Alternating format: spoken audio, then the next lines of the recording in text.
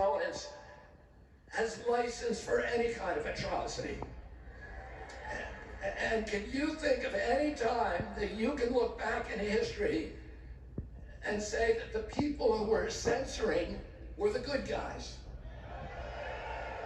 They're always the bad guys, because it's always the first step down that slippery slope to totalitarianism.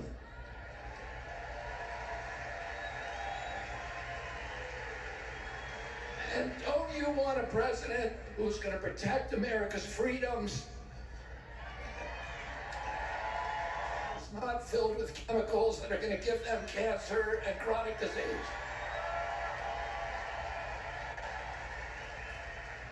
And don't you want a president that's going to make America healthy again?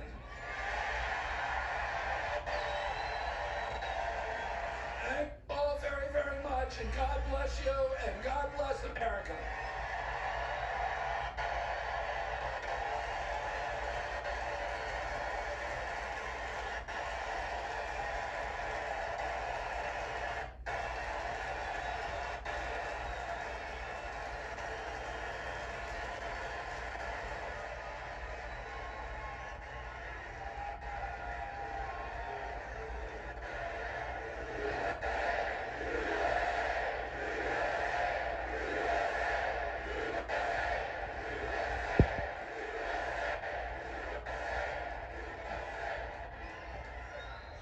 Wow, that was something, huh? That was something. Fantastic guy. You know, he did well, and the polls are good and all, but you have to remember we have sort of like a two-party system. It was designed that way, and it's awfully tough. And as well as he did, he'd be at 10 and 15 and 16 points sometimes. That's a lot. That's a lot. But if he were in a regular system, like as a Democrat or perhaps as a Republican, but not against me, of course.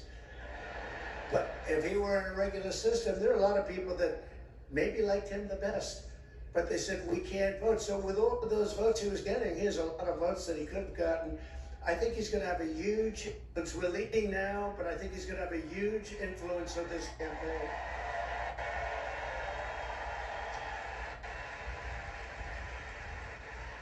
Actually, much bigger than you'd see in the polls, and those numbers are big to start off with, but Bobby and I will fight together to defeat the corrupt political establishment and return control of this country to the...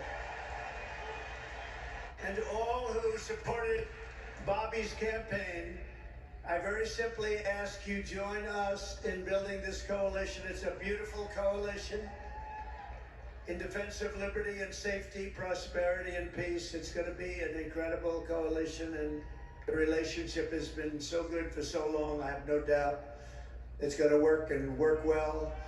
But we have to win. We have to take our country away from these people that are going to destroy our country.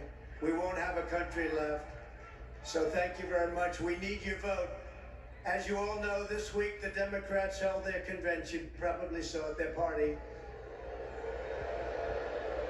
The media says the big message from their convention was that we need to turn the page from the failures of the last 4 years. Do you believe it?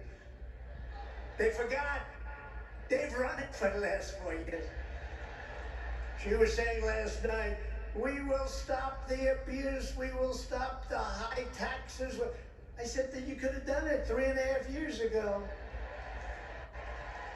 In fact, you could leave that nice auditorium that you're in and go to the White House right now. You want to have a strong border?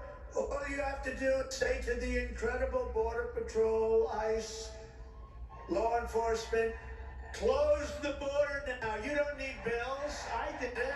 And we had the best border in history. Put up that chart. Put it up. That chart. I love that chart. I love that chart. Put it up. But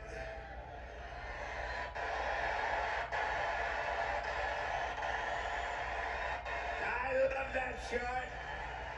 Not everybody realizes, but that chart is very meaningful.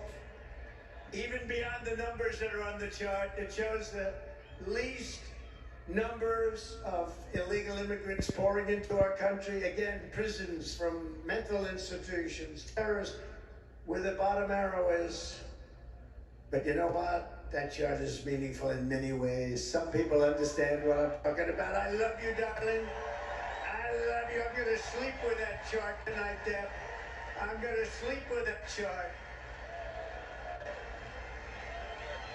But isn't that a beautiful sight? Look at that. Look at that arrow. And then look what happens when that was my last week in office.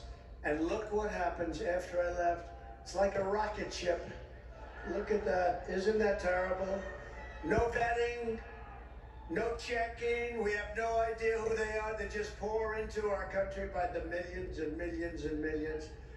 We need to turn the page of 4 years of calamity and failure. They have had calamity and failure, and say, Kamala, you've done a horrible job. You've been the worst vice president in the history of our country.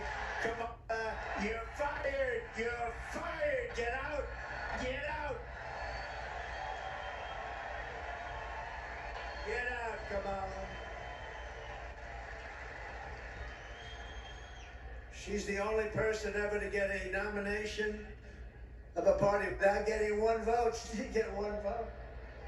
Hey, maybe she's smarter than we think. You know, you could look at it that way. As Vice President, Kamala cast the deciding votes, causing the worst inflation in decades, costing the typical American household $28,000. Think of this, higher prices. It was inflation, $28,000. As border czar, she flooded America with savage illegal alien criminals who have been raping, pillaging, and killing our cities and our towns. All right, everybody. First of all, we apologize for that glitchy shot. Apparently, we had internet issues. Jesse's next. Welcome to Jesse Waters Primetime. Donald Trump in Arizona just joined on stage by RFK